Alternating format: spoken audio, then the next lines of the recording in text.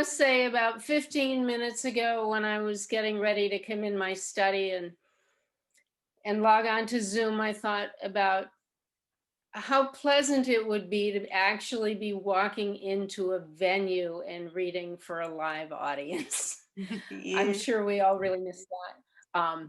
But I'm really appreciative of everybody who's here tonight. So I'm going to read a series of poems that I don't think I've ever read here before. And we're going to start with a long time ago adventure. It's called Sojourn on the Trans-Siberian, May 1988. The train clacks along for 7 days in a foreign language. I clumsily form the sounds on my tongue and slowly sprout vocabulary like fragile seedlings. Birch, lilac, fever. Mile after mile across the brown early spring taiga, with barely a bud swell and an occasional stop by a 19th century station of chipped and broken stone, grimy with neglect. Smokers inhale with fierce intent, and with luck, peasant women sell fresh spring radish or hot roast potatoes wrapped in paper, the only vegetables I will see for a month. Viera and I hunched together in the low berth of my cramped compartment car as she excavates my luggage, unearthing soap, shampoo, and tampons. A 19-year-old newlywed heading home to Irkutsk from her honeymoon, chatter ripples through her mane of chestnut curls. Her husband, Andre, frowns with disapproval, nervous she should take so well to foreigners. We converse by passing back and forth my English-Russian dictionary, pointing to the words. She explains Andre was just released from his 2-year obligation in the army, a soldier from the front in Afghanistan. Anya boards at a crossroad in the middle of the night with toddler Katya wearing Mickey Mouse pajamas and her skinny blonde precocious son Maxime. With big blue eyes and studious ambition, his passion is piano in a distant village somewhere to the north. Children squeal up and down the overheated corridors, awash with unwashed bodies, as we share peanut butter, cookies, and chunks of roasted chicken, drink cups of sweetened tea from a silver samovar. My throat starts to scratch. I lose my voice. A fever rises. The advice begins. Don't take off my socks. Drink tea, gargle with salt. Many hands invite themselves to my forehead, assessing for fever. I cough. I lose my voice completely just when I am feeling confident in my ability to converse. Sergey, a cook in the dining car, asks me furtively to return between meals when the car is empty. Jolly Anatoly, in charge of the restaurant car, calculates with an abacus and shows me how to use it. Finally, quiet, empty, and alone, Sergey gives me his brother's phone number in the Bronx and asks me to call him. When I nod yes, he looks around again, then pulls from his bag 2 fresh oranges from Cuba and hands me one, but I can't let anyone know. Later, he produces a lemon for my tea. I steal salt from the restaurant car to gargle, while others slide me little bunched up napkins with their stolen stashes, and Anatoly makes me borscht and chicken for breakfast instead of the daily pale, limp egg. 1 aspirin and 1 tablet of sulfa. An apothecary on the platform at Krasnoyarsk yields a throat spray, numbs my throat, and annihilates my taste buds for days. I roll along with the endless landscape, napping and gazing through the window, unchanged across hundreds of miles of airy leafless birch and open fields, sometimes flat, sometimes with rolling hills, We cross creeks and raging rivers, dotted now and then with tiny, timeless villages. I shake my head in wonder. How can this be a part of the great centralized machinery of the state? These ramshackle wooden huts, cluttered with disorder, could be hundreds of years old. Sinking in the earth to the first floor windows, they will still be standing long after the shabby, modern, concrete, urban high rise apartments collapse. And moving forward a few decades, this is called Under the Integer, Museum, Akademgorodak, Siberia, Russia. I sit beside a rose print tablecloth strewn with bowls of chocolates, drink tea from a silver tea glass holder fashioned in imperial times, strong and black with sugar. My friends across the table sip from Soviet crafted relics as we nibble on some sweets. Anastasia puts lace gloves on her slender hands, tells the tale of their long road from aristocracy, then opens a crude wooden suitcase nailed together in the gulag. We are surrounded by old dolls and army uniforms, shelves of radios, stacks of tableware, and black and white faded photographs, an outmoded rotary phone from the Kremlin. Anastasia collects them all. Her 60s childhood was spent among the light-filled birches of Siberia in a bright young city built for research, science, and mathematics, secluded in the woods. Her mother was one of 47 scientists who signed the letter with Andrei Sakharov declaring intellectual emancipation from the state. She never worked again. There are now enough vegetables, shoes, and toothbrushes, and an entire generation has come of age with unimpeded travel, the internet, and no memory of the Cold War or the socialist workers' paradise. No memory of a time when young women and men sang and danced and brewed a ferment of dangerous ideas, then paid the price, much like their peers throughout the world. No memory of when time ran slowly and everyone was equal, but no one had enough. When kitchen doors were open and warm with conversation, tea was always ready, dark and sweet, and roses adorned tablecloths.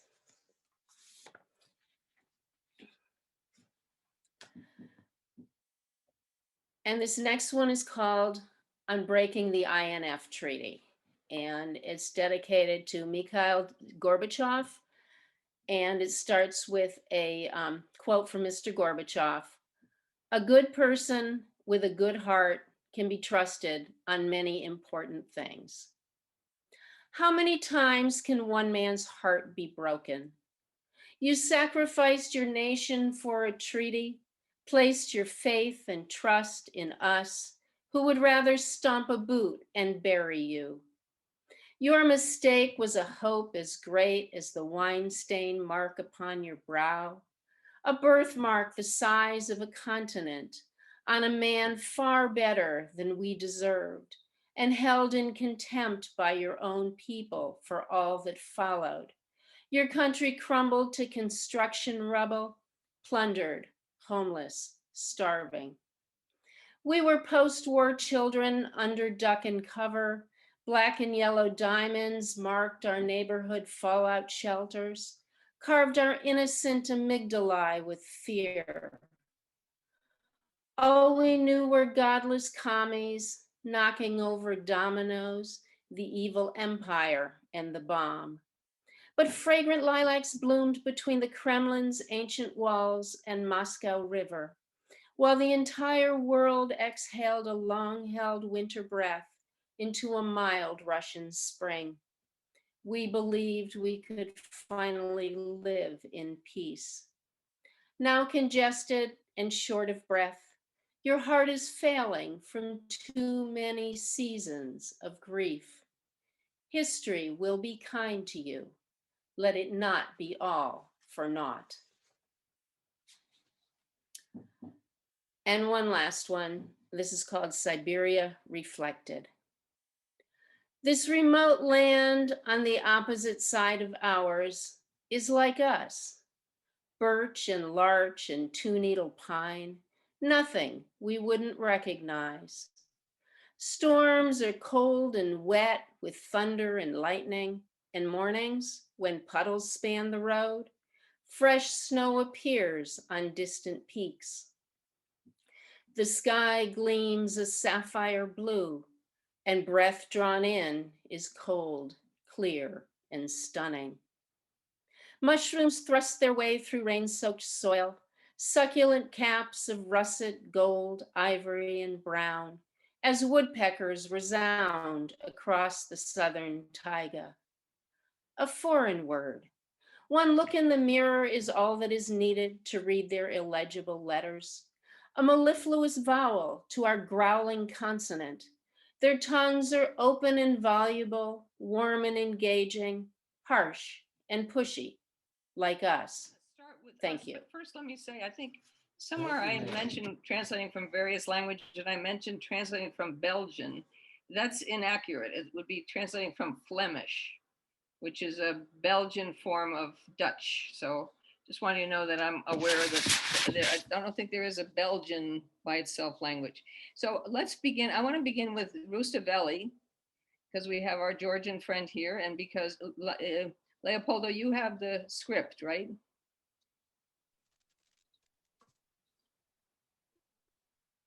Yes, I do, Lynn. Okay, so this is a very brief excerpt. This is from The Knight in the Panther Skin, which is a long epic. It's Georgia's national epic. It's a fantastic work. I think it's on a par with Shakespeare, and there's no greater. And it's 1667 quatrains or something in Shairi, which is a verse form of 16 syllables. Every line has to have 16 syllables, and it rhymes A, B, B, B, B, C, C, C, C, and it goes through like that. And so I had a wonderful experience. I was so not looking forward to this reading when I thought of reading my own poetry, because I feel kind of burned out on that. But when I got the idea of reading my translations, then I was all excited again. So this excerpt I wrote for a performance, believe it or not, in Stockholm's Palace. And I read this with a Swedish actor. And Leopoldo has very kindly agreed to be the Swedish actor. So I'm a middle-aged woman, and he's a young and gallant knight who's searching for the knight that I'm staying in a cave with. He's been tracking this knight for a long time. This knight is very peaceful. He doesn't want to mess with anybody, but if anybody messes with him, he tends to kill them, either with his whip or his sword. And anyway, so Afdandil is Leopoldo, sort of the Georgian national hero, and he tracks this guy down, but he doesn't want to confront him, so he waits until the night goes away, and then he sees the older middle-aged woman come out of the cave. So here's a narration, and then we'll start reading. And I just want you to notice how fast the tonality moves in this piece. So the knight leapt from his horse and seized her like a partridge in a snare. The rocks resounded with the maiden's howls. It seemed her heart would tear. She yielded not to Afdandil. He was too hateful in her sight. Like a partridge pinioned by an eagle, she fluttered left and right. She kept calling on Tariel for help in her desperate plight. Afdandil knelt and with exposed throat entreated her not to fight. Maiden, please be calm. I wish you no harm. Don't take me for a knave. Is Terrell the knight who just left? It's his life story I crave. I have seen him cypress formed and shining faced, rosy cheeked and brave. Don't be afraid and don't cry out. Your plight at this time isn't grave. If you are mad, return to reason. If you aren't, then set me free. This is no easy matter, this boon you so lightly ask of me. Don't ask me to tell you his tale. This thing you ask for cannot be.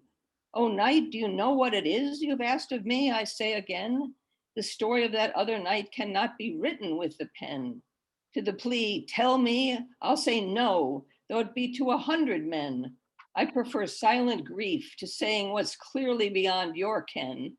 Maiden, you don't know where I come from or the sorrows I have seen. For a long time I sought news of him, but no tidings could I glean. Now I've found you, and no matter what hurt to you my words may mean, I won't let you go till you say what you know, even though you keen. I am a humble servant. What is that to you? You have caught me now because my knight's not near. Isn't that true? Long discourse is tedious, so the words I give you will be few.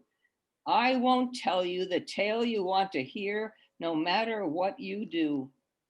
How can I forgive you when you express so much ill will? You make me weep. Shall they be in vain? Then these tears you've made me spill? It is better for you to tell me and suffer no further ill. If not, may God kill my enemies as I now a maiden kill. The death you have in mind for me is nothing but savage and cruel. You'd make a maiden hale and hearty bleed out in a bloody pool. To tell you anything before I'm released would mark me as a fool, and people who are headless do not answer questions as a rule. Who exactly do you think I am? What evil fate drove you here? I won't tell you the tale you want as long as I live. Is that clear? I would rather willingly let you kill me and die without fear. Let you tear me up like a useless letter penned by someone dear. Do not think death is a suffering from which I'm trying to keep. Death would be for me a freedom, the freedom from needing to weep. The world to me is no more than a bale of straw. I hold it cheap. I don't know you. Why should I speak to you of matters I hold deep? I know that I have proved myself unworthy of a sister's trust.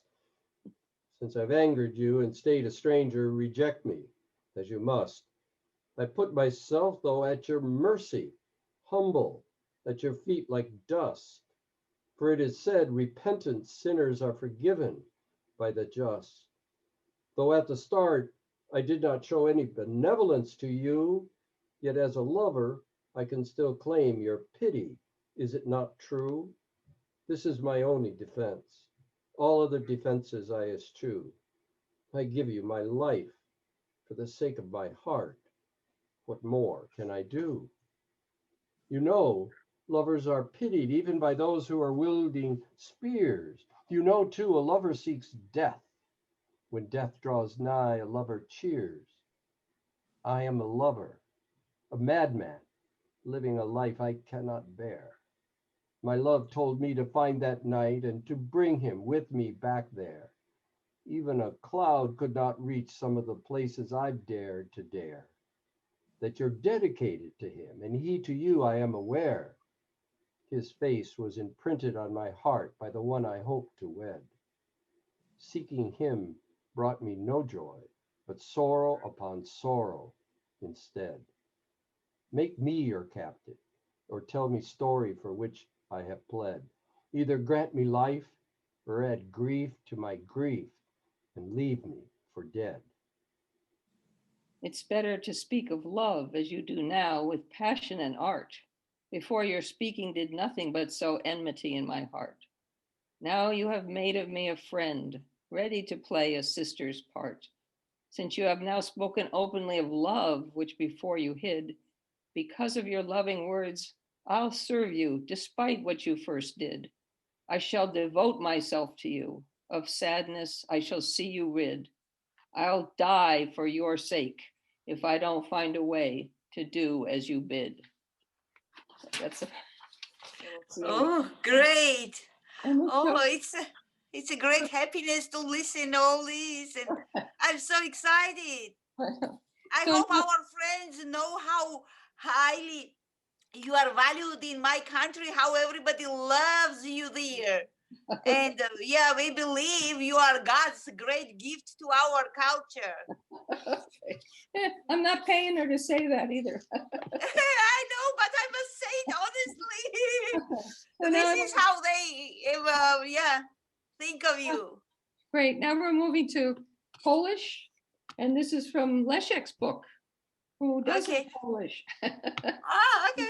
And so Leszek was kind enough, and one of the wonderful things when I translate a lot, I get to work with the native speaking author, and it's a wonderful thing. So I'd like to read two very short poems by Leszek, two of my favorites, and I'll start with one. Leszek has very humble and very insightful poems that kind of sneak up on you. And this one is called Semicolon. I don't think anybody else has written a poem to a semicolon. I could be wrong about that. But anyway, undecided, it stands in the middle between a period and a comma. Like a student. But there's the Canadian poet whose name is Robert Service. He has a poem about all these commas and semicolons. Okay, Nino, I'm just reading Leszek's poem. Sorry.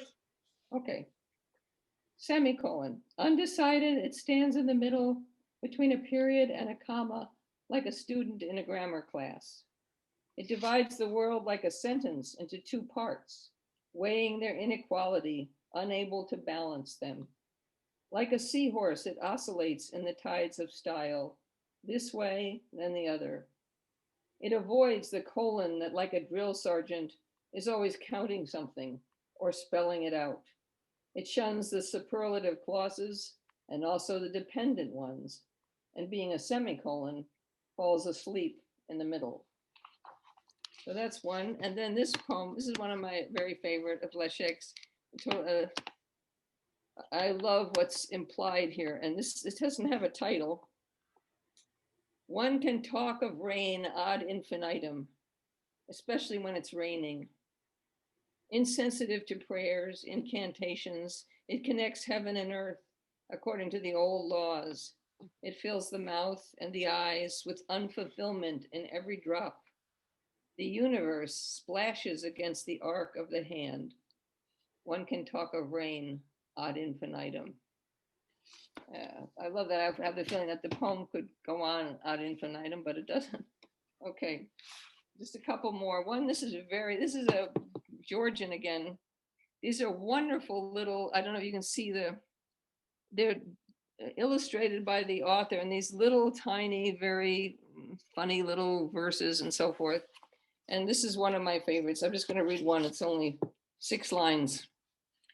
Like a Buddha sits the spider in a web as soft as eider. Fly comes buzzing like a plane. Aeronautically, he's vain. Though he's sky high on endorphins, soon his children will be orphans.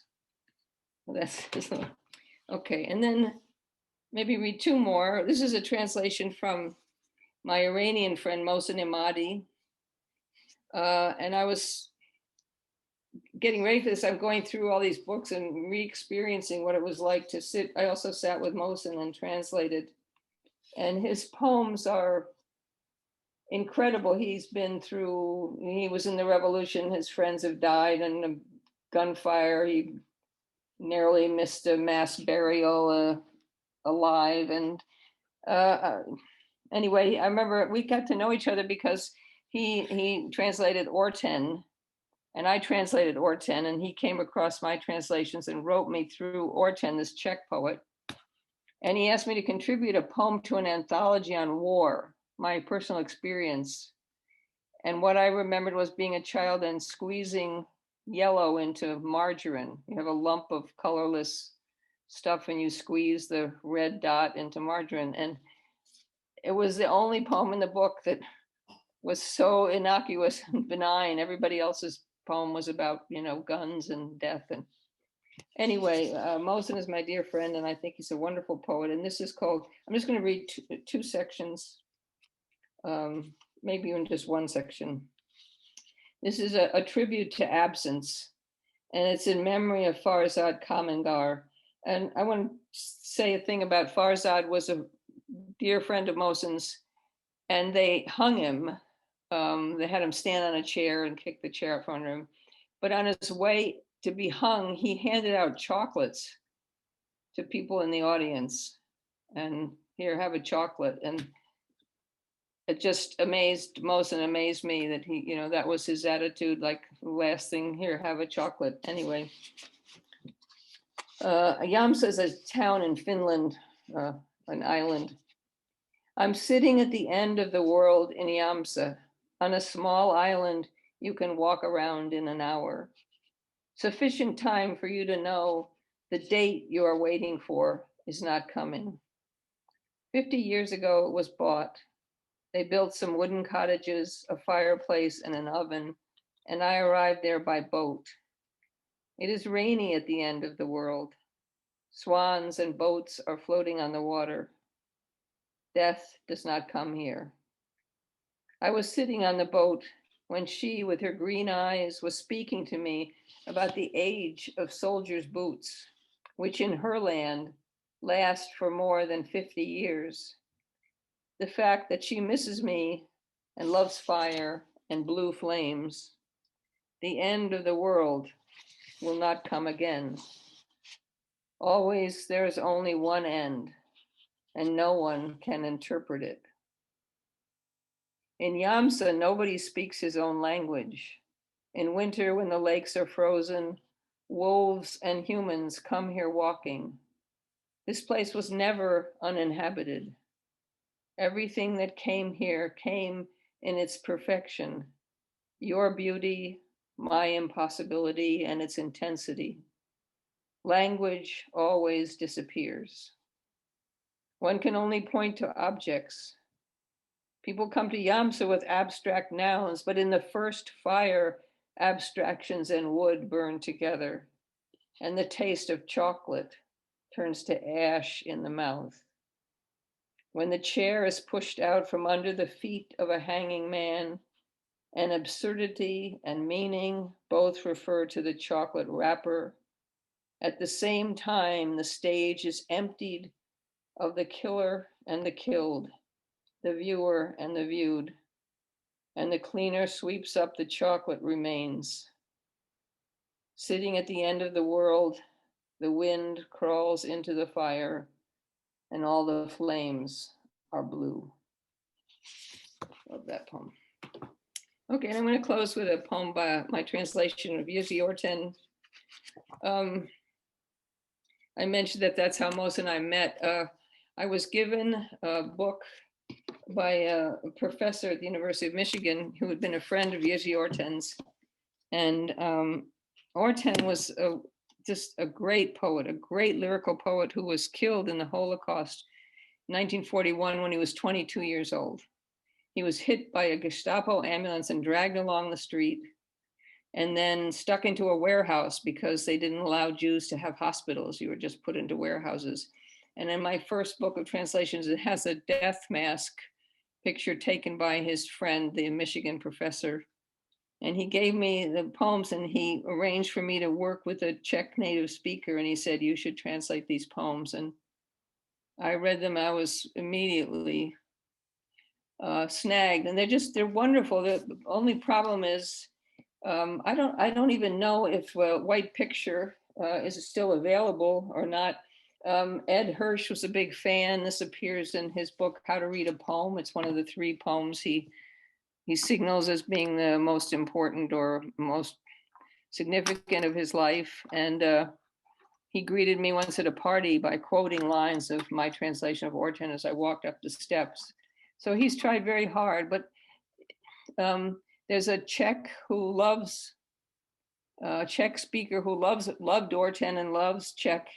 And he unfortunately translated Orten into English, and his English is terrible. And the poems, in my view, are awful. And so a lot of times when people go looking for my translations, they end up with his translations. And it's unfortunate because he thinks he's helping to promote Orten, but actually he's doing the opposite. And I'm trying and trying. Cordy and some of you know that if you know anybody from the Poetry Foundation, I've written them that they should have 1 or 2 of Orten's poems on the site, and they don't even respond to me. They don't answer, and I think it's really too bad. So I'd like this is not, well, let me read 2 very short ones. This I thought of a lot in like last year, 4 months ago. It's called Black Picture.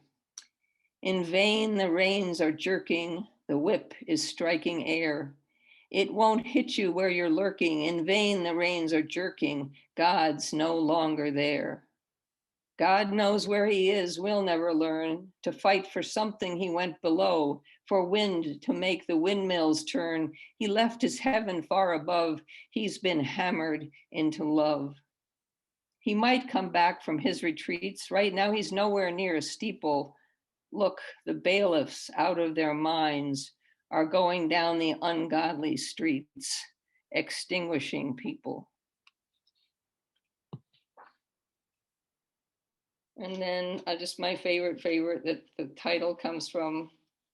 I sometimes feel I should read something else, but I just think this is a gorgeous poem, and it sort of sums up the volume. It's called White Picture. This will be the last one. A kind December, somebody stood on a hill, palette in hand in the snow, as one unacquainted with cold. Everywhere snow was falling. It fell on his painting. He paid no attention. He painted. He painted winter naked, her limbs, the white valley of her lap, deeper than desire, her full breasts, all that sheer giddy height. Snow was falling on the artist's model. A raven circling. Oh God, what's a raven doing here? Who sent him and from where? A kind winter day. It was snowing even on the palette, which was bare. That terrible inability to rule the snow, to empower painting that falls from the sky to the canvas like white stuff that doesn't even know it's falling, let alone where or why. That terrible inability to stop escaping. Your hand is getting weaker and your bluff is about to be called. Your tongue's tied in your gaping mouth and can't say to the melting stuff, oh, timeless changes, melting everything hidden. When snow is all that's left of me, where will my soul have gone, unforbidden? In what woman, what snowdrifts will it be? A kind December, somebody stood on a hill, palette in hand in the snow, as one unacquainted with cold. Everywhere snow was falling. It fell on his painting. He paid no attention. He painted. Thank you very much. It's so much fun being a translator. I've translated, I was going through Mongolian, Flemish, Spanish, Russian, Czech. It's just, and you know, one of the things, I don't know these languages. Some of them I don't know at all, really. And some of them, at my best, I know them.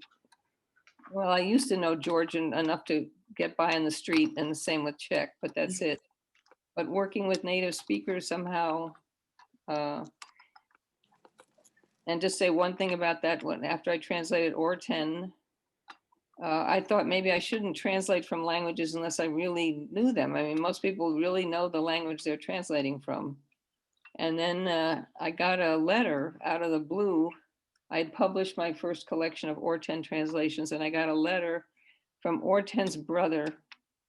Orten's brother had gone to England during the war and survived, and he spoke very good English, was a BBC broadcaster. And he was just going through the thrift stores, the bookstores in Prague. He didn't know about my translation, and suddenly he came across his brother's poetry in English. And he was just amazed. And he wrote me and he said, I can now die a happy man. These are the poems my brother would have written if he'd written in English. So I said, okay, that's the universe telling me it's okay. Yeah, I was just one of the things I was experiencing as you were reading was that, and I suppose it has to do with the fact you're a poet and you're translating another poet. You're listening to it with your own poet sensibilities. Is that it seemed like the poem was yours. even though I knew it wasn't.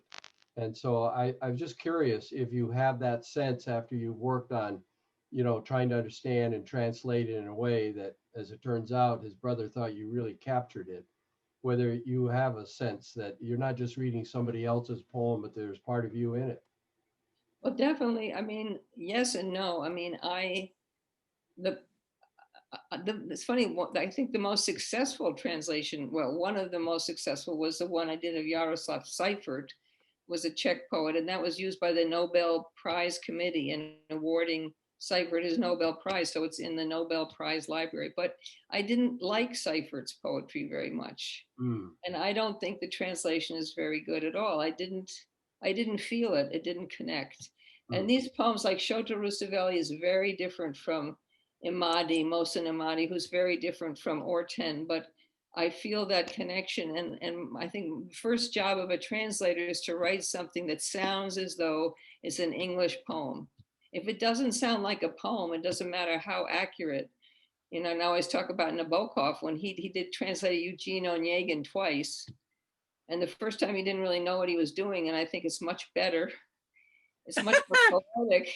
And the second time he was all scholarly and had it all figured out, and then it wasn't very good. Now I'm so glad to see Chris. I should say before let's stop is that Chris Kepler has made an audible tape of my novel, which will be available soon. And I'm very excited to have this be on Audible and have people be able to listen to it.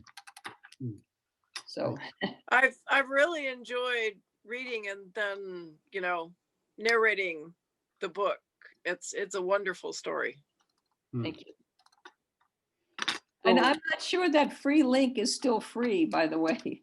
So I do put it in the chat, and I hope some people will try it out. But I had someone today, I think Satyananda, your daughter, tried and said that she couldn't access she got the book, but then they wouldn't give it to her for free. So. Yeah. Oh. Well, people should pay you for it anyway.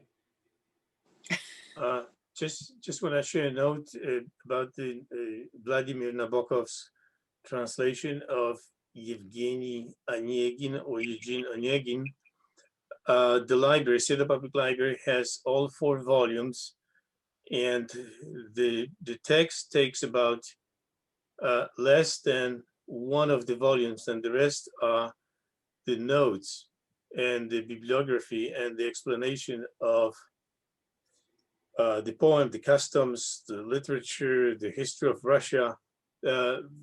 It's so rich. One can just read this and be delighted. It's an immersion. Translation of a poem, that's one thing, but then the richness that comes from all those notes, it's just beyond anyone's, imagination. Yeah. So whose translation is this? Nabokov. Nabokov. Okay. I'm gonna type the name now, Vladimir. He did 2, right, Leszek? He did 1 earlier, Right. And that doesn't have all those notes and everything. Yeah. This is the one that wrote the famous Lolita. Yeah. Yeah. No, but I mean, he had a translation early on. I don't know if the library has that one as well. Few people are as gifted or were as gifted as Nabokov, because he was truly a bilingual person. He had an English nanny and a tutor, so he was growing up being totally bilingual. Thank you, Mary. Thank you, Lynn, and thank you for this conversation. Very appreciative. And what I want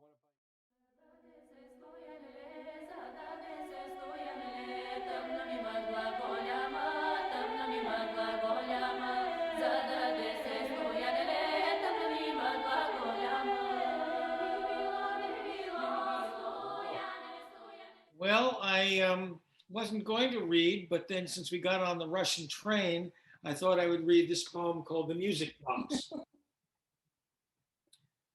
The Music Box.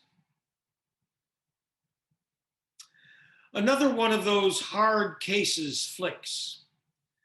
The moral ambiguity of ex-Nazis and their ignorant children.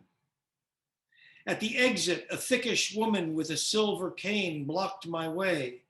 asked me to explain the final scene her imperfect English couldn't keep up with. I was born in Munich, 1914, brought up after the war. She held my arm, encouraged by courtesy, and continued with the glittering eye of an old sailor. And all these things are true, true and worse. All of it I saw. I come to this country 15 years ago when my daughter married an American. She wore a gold medallion at her throat, a thick coat. I shivered in the cold. A delicate lid lifted of itself, the same small figures dancing round and round, and all these things are true, true and worse. While tiny hammers pinged out tinny notes, turning me mechanical to the refrain of my inhuman brain. Well, and you, and you? But 2 months earlier, on the Moscow train, I sat beside a soldier my own age, clearly Vietnamese, who smiled brightly and recognized in me the foreigner I know I am, and asked where I was from. America, I said. He buried his head deep inside the hollows of his hands and did not look at me or speak again. You're on. Mm. I'd like to continue with my poems where Lynn left off. I got two tiny poems. One that kind of stands besides the semicolon, has no title. Good will never win, nor will evil. Bound to each other, they reflect each other in the mirror of their own imperfections. The poet walks in the middle of the road. And the second poem I'd like to read tonight takes me, well, it's a camaraderie, and there's people in these poems. So it's a great thing to have a little ditty like this. Like a man, a poem gets up, drinks coffee, visits the library, attends lectures, meditates, asks stupid questions, disappears without a word for a day, forever. Fortifies himself with a genial word, warms himself by the fireplace, falls asleep on the shelf among other poems, happy together. I will do my best. I hear you clearly. Thank Okay, you. sort of following the theme of the evening as I've heard it. And thank you very much, Lynn. I'm sorry, Mary, I missed you because I was in a dance class, but I'm back. But it was wonderful to hear the translations from so many languages. So I'm going to read a poem called St. Petersburg upon the Neva. I was in St. Petersburg, Russia once, and it was right at the time of midsummer, you know, the white nights. So this is the poem that I wrote, and it's a ghazal. So it's called Ghazal St. Petersburg upon the Neva, and you'll hear the ghazal form as it goes. These white nights glow, midsummer's dusky sheen upon the river. Gold domes of the resurrection mirror spilled bloods gleam upon the river. The bronze steed rears on his granite cliff above the mythic serpent's coils.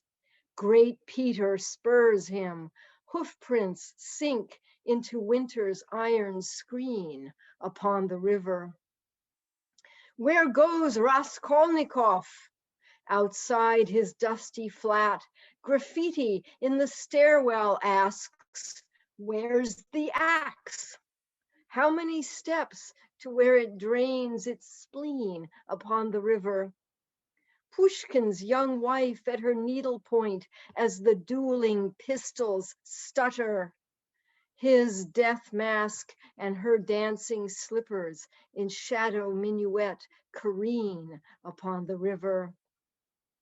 On the Mariinsky stage, Boris Godunov glides in filigree his coronation cage, mourning for ancient Rus, the traitor's scheme upon the river. In the summer garden, the boy Nabokov drops his mesh net over monarch's wings. Marble fawns tilt their pinions toward him, pre-revolutionary dream upon the river. Akhmatova in a black shawl intones her requiem.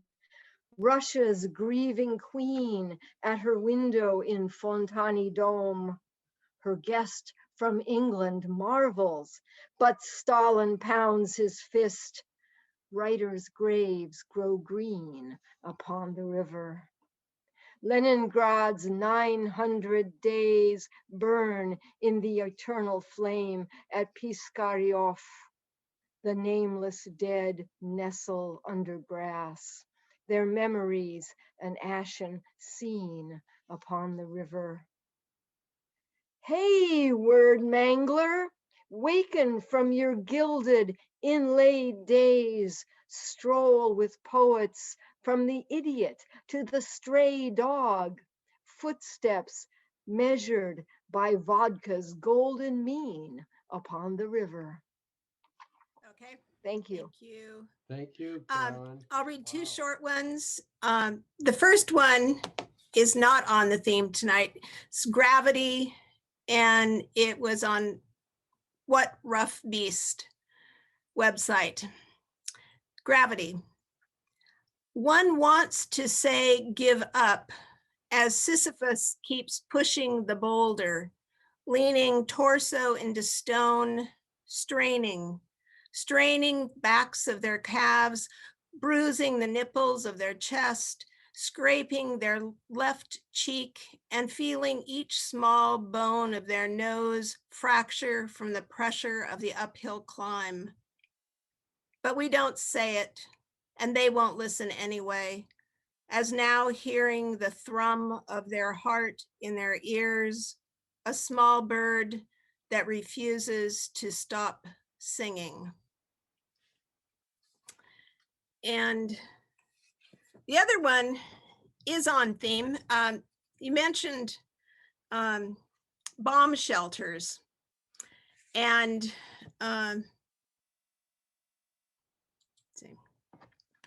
this one is from my chapbook, Postcards from the Lilac City, and this is true. Faith in the Lilac City now isn't maybe whatever you suspected years ago. So the family on Heroy Street built a bomb shelter filled with canned goods, all of you viewed as totally unnecessary, because everyone knew that the Poor Clare Monastery protected the neighborhood from any Cold War bombs Khrushchev might drop. Do you believe or laugh at displays depicting assorted red and white dioramas of expired Campbell's soup cans on the shelves? And I'm muting myself. That's all. Okay. Thank you. Thank you. Yeah. Okay, this is something I wrote for a class I took last quarter, Yellow House. And this is another one, sort of like last week. It's located in Northern Ohio along Lake Erie. And it's was loosely based on the Heracles and Geryon myth that we read a book about, or a short novel about last quarter called Autobiography of Red. So I'm using the two characters, but I'm placing them in 1966, and like I say, up around Lake Erie. And I'm going to mention a few song titles, just so you would have to read this to see it, but there was a song called Liar, Liar, Pants on Fire. It's 1965, I think. And so I'm using lyre as a Greek instrument, liar, liar, instead of L-I-A-R. Okay, this is And this is set around, mostly set around an amusement park on Lake Erie called Cedar Point. Some say what you desire is the most important thing. Elvis would say it's a pink Cadillac. To me, it is my own study walled with Ovid and Homer, but Heracles would say that who you love is most important. He nudges me awake while the car radio is playing Devil with a Blue Dress On by Mitch Ryder and the Detroit Wheels. We're bulleting westward on the Ohio Turnpike in his white Mustang and destined for Cedar Point, an amusement park on Lake Erie. For a few minutes, sleep was dropping on my twilight red lids, even though it's a little before noon this August day. Probably it's the cough syrup I've been prescribed. Anyway, Heracles has morphed from an oppressor into a friend. He has become a guide in matters adolescent and romantic. Sometimes, however, he boasts of his exploits with our school cheerleaders in bombastic odes, until the AM playlist cues up Liar, Liar, Pants on Fire. At the park, we're roaming through cotton candy breezes by the rides and games. He's 17, I'm 15. You look depressed, Jerry on, he says. Let's try the Ferris wheel. It lifts us into industrial clouds drifting from steel mills. Back on the ground, we stop at the fortune teller's booth. Heracles goes first. For him, the 40-ish woman sees a sunny parade of paramours and eventually a marriage. When it is my turn, I note woe in her dark Albanian eyes as she reads my palms. I watch her cigarette-yellowed fingers shuffle the tarot. Finally, she says, "It will be years before you find her, and then it won't last."